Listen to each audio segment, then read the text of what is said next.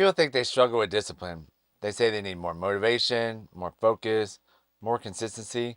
But most people don't actually have a discipline problem. They have an identity problem because your life will always move in the direction of the person you believe you are. Welcome back to the Marcus Allgood Show. I appreciate everybody listening, watching, and sharing the show. If you're getting any value out of this, please share it with a friend and let me know what you think. Most people don't have discipline problems. They have identity problems, and they carry that identity with them for years and years and years until they actually figure out what's actually happening with them. So why identity controls behavior? People act in alignment with identity. If you believe I'm lazy, I never follow through, I'm bad with money, I'm not disciplined, I'm just that kind of person, your behavior will unconsciously support that story all the time. It's always going to believe what you're telling it. If you can't break out of it, you're always going to believe those stories. And those stories are usually false. They're usually just years and years of slowly becoming that person that you think you are, becoming lazy, never follow through, things like that. The truth bomb is your habits are often just evidence for identity you've accepted. It just means that through time, it doesn't take 1 or 2 days. It takes months and years of being the same thing, like just sitting on the couch watching Netflix or just hanging out, doing nothing, just being lazy. And 1 or 2 days is okay, but if you keep going down that path over and over and over, next thing you know, 2 years goes by and you are that lazy person, but you can break free from that. So why motivation doesn't last is motivation creates a temporary action. Identity creates consistent action. That's why people start strong, feel inspired, then return to the old patterns. They feel that motivation just like go, and they're watching motivational videos, they're listening to Tony Robbins, they're going crazy. And next thing you know, a month into it, they haven't made habits, they haven't changed anything that they were supposed to change, and they just fall back into the old patterns, sitting there watching Netflix. Nothing's ever changed. Motivation will go away. The discipline is what you need to keep it going. Because they changed their behavior briefly without changing their self-image is the reason why they fell back into their old patterns. You have to change the image. You have to train your brain, say, I'm not that person anymore. You can't consistently act against who you believe you are. You have to truly believe that you are the person that you're trying to change into. And if you can't change into that person, if you can't believe that in yourself wholeheartedly, you're never going to change. It's almost like it is when you smoked and you quit smoking and you say, I'm an ex-smoker. Like, you truly believe that you're still a smoker, but you don't smoke. I never tell anybody that. Unless they ask, I'll be like, yeah, I used to smoke. But I don't say I'm an ex-smoker. I don't say I'm an ex-drinker. I don't say I'm an ex-alcoholic. Because that's an identity that you're tying yourself to. You don't need to say all that. You just need to quit. Move on. That you don't tie that to your identity. Just because you smoked for 20 years doesn't mean you're an ex-smoker. Just, that's not your identity anymore. You're not a smoker. You just don't smoke. You're just an everyday person. The hidden identities people carry. People unknowingly carry identities. The procrastinator, the victim, the people pleaser, the quitter, the anxious person, the unhealthy person. And every day they reinforce those identities through repeated behavior. The unhealthy person, oh, I know I need a diet, but I'll just eat this anyways. I'm just going to eat this one time, and they just keep going.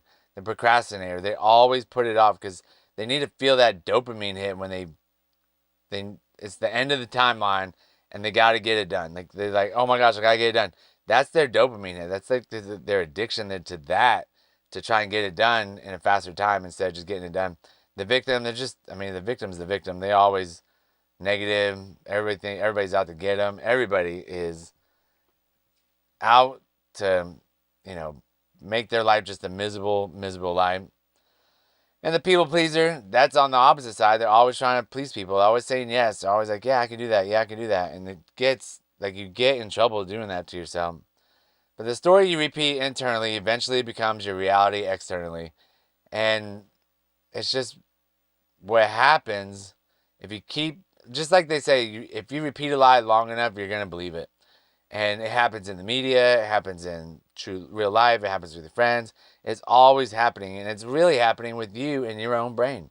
You cannot keep internally saying, I'm a lazy person, and not believe that you're a lazy person. You can't say, I'm just not athletic, and then become athletic just by going out one time. You have to tell yourself that you are athletic. And, I didn't realize how athletic I was until, 32. But that's okay. I finally figured it out, maybe 33, 34. But then, even in my CrossFit days, I still didn't know how athletic I was. I still don't know. I mean, I know I'm pretty good, but could I have been, in the CrossFit games? Maybe, but who knows now? So how identity quickly sabotages growth. Even when people want change, they self-sabotage, they return to comfort, they stop showing up. Why? Because success feels unfamiliar to their identity. You don't feel like that person. You feel the imposter syndrome kicking in. And we've all been there. Like, I still go through it even today. Even with the coffee shop, with YouTube, social media, heck, this podcast. Am I good enough for this podcast? I don't know. People are listening. I appreciate it.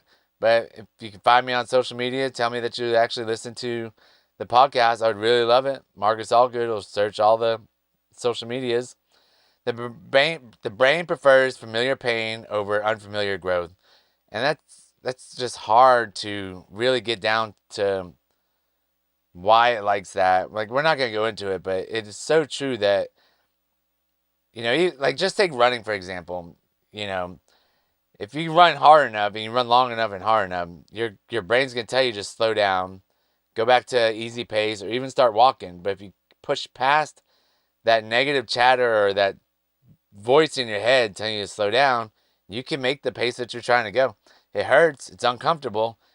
But your brain will always tell you to go back to that familiar pace that you're trying to get to that doesn't hurt so much. People don't resist success because they hate it. They resist success because it conflicts with who they are internally and externally. And to fix it takes a lot of work on your part.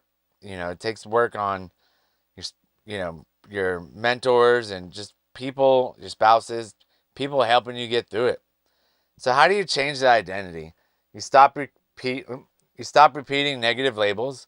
Words matter. We've talked about that over and over on this podcast. You build evidence. Identity changes through repeated action. Action, or act like the person first. Don't wait to feel like it. You're never going to feel like it. No matter how long it takes you to get there or how long you've been doing it, you're not going to feel like it. Like, I did not feel like an elite CrossFitter because you just don't know until you're done. It's almost like you don't realize you're in the greatest times of your life right now until they're actually gone. And it's the exact same thing when you're trying to become a different person. There is no real feeling of it. It's just there. You're just doing it. There's no feeling like this feeling comes over you and you're like, I'm a different person now. That's not how it works. You just become the different person. You build evidence. Identity changes through repeated action. Act like the person first. We already went through that. Change internal language. Instead of, I'm trying to work out, say, I'm someone who trains. I like to work out. I work out every day. Tell yourself that. Just take out the trying. You either do or you don't. There is no trying. You either do it or you don't. Keep promises to yourself. Self-trust rewrites identity. Every action is a vote for the person you are becoming. So why small wins matter? Why small wins matter so much? People underestimate small actions. But one workout, one disciplined day, one hard conversation, one kept promise starts changing identity over and over and over. Small little increments are going to keep changing that identity. You don't change in one day. You change in years. Confidence comes from evidence. Identity comes from repetition. You don't have to become confident first. You become consistent first. Confidence comes later on after, months of trying what you're trying to do, sometimes even years. I'll take it back to working out. You don't become confident working out the first 2 months. It takes like years to become confident. And a lot of times, I still go out there trying to lift weights, or I still go out there and lift weights, and I will second guess myself on whether I can lift that weight or not. it just takes time to be confident in what you're doing. And even when you get heavier, each time the greatest thing about working out is it can always get heavier, can always get faster, and it can always hurt more. It's just crazy how, it really depends on what you want to put your body through. So in closing challenge, ask yourself honestly, what identity have I accepted that's keeping me stuck? Then ask, what would the future version of me do today? Because your future changes when your identity changes. You don't need a new life first. You need a new story about who you are. And that's the pod. I appreciate everybody watching and listening. Share the show if you got any value out of this. And check me out on YouTube. And definitely send me a message on Facebook, Instagram, YouTube, anywhere you can find my name. Let me know if you like the podcast. Let me know what we can do different. And appreciate everybody listening. Thanks a lot. Bye.